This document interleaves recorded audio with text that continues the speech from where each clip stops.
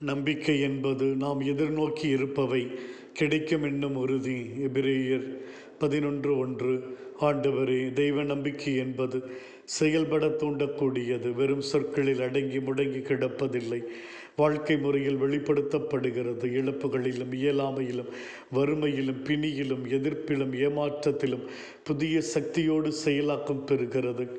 இழக்கப் போகிறோம் என்கிற நிலையிலும் அபிரகாம் விசுவாசத்தில் உறுதியாக இருந்தார்.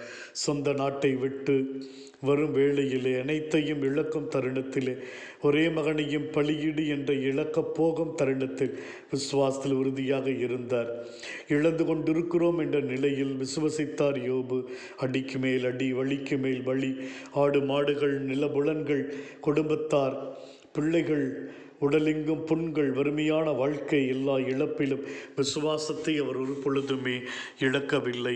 இழந்து விட்டோம் என்ற நிலையிலும் விசுவசித்தவர்கள் சாத்ராக், மேசாக், அப்தேனாகு எரியும் தீச்சூளை உள்ளே போடப்பட்டால் நொடிப்பொழுதில் உயிர் போய்விடும் என்ற நிலையிலும் தங்கள் நம்பிக்கை இழக்கவில்லை. தெய்வமே, நாங்களும் எங்கள் வாழ்க்கையிலே பல இழப்புகளை நாங்கள் சந்திக்கிறோம். எங்கள் விசுவாசம் ஆட்டம் காண்கிறது.